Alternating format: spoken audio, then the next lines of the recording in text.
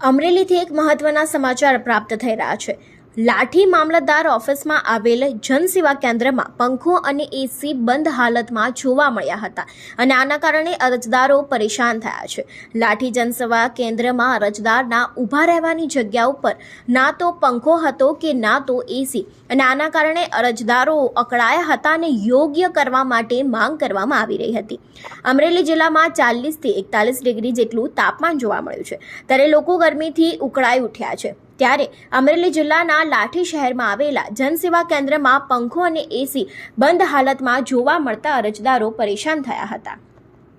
અમરેલી જિલ્લાના લાઠીમાં જનસેવા કેન્દ્રમાં પંખો અને એસી બંધ હાલતમાં જોવા મળ્યા છે અને આના કારણે જનસેવા કેન્દ્રમાં રોજના લોકો કામકાજ માટે મોટી સંખ્યામાં આવતા હોય છે, ત્યારે લોકોને 1 થી 2 કલાક જેટલી હરોળમાં ઊભું રહેવું પડતું હોય છે।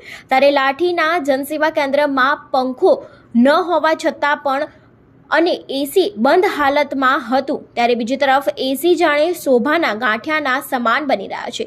એસી અને પંખો બંધ હાલતમાં હોવાથી જનસેવા કેન્દ્રમાં કામે આવેલા અરજદારો 40 થી 41 ડિગ્રી જેવા તાપમાનમાં ગરમીમાં શેકાવાનો વારો આવ્યો હતો, ત્યારે તંત્ર દ્વારા તેને યોગ્ય કરવામાં આવે તેવી માંગ ઉઠી છે। ત્યારે કહી શકાય કે અમરેલીના લાઠી ખાતે આવેલું જે જનસેવા કેન્દ્ર છે તેમાં અરજદારોને ભોગ બનવાનો વારો આવ્યો છે, કારણ કે આટલી ગરમીમાં પણ એસી અને પંખા બંધ હોવાને કારણે અરજદારોને મોટી તકલીફોનો સામનો કરવો પડી રહ્યો છે। ત્યારે હાલ 40 થી 41 ડિગ્રી જેટલું અમરેલીનું તાપમાન છે, તેવામાં જનસેવા કેન્દ્રમાં લાઇટ અને પંખો શોભાના ગાંઠિયા સમાન બન્યા છે। અમુક જગ્યાએ પંખો ચાલુ રહે છે, પરંતુ જ્યારે અરજદારોની લાંબી હરોળ લાગે છે ત્યારે તેવામાં 2-2 કલાક સુધી તેઓ કામ અર્થે અહીં આવતા હોય છે અને ત્યારે આટલી ગરમીમાં તેમને શેકાવાનો વારો આવ્યો છે, કારણ કે અહીં લાઇટ અને એસી અને પંખા છે જે શોભાના ગાંઠિયાના સમાન બન્યા છે। ત્યારે અરજદારો માંગ કરી રહ્યા છે કે આને યોગ્ય રીતે શરૂ કરવામાં આવે।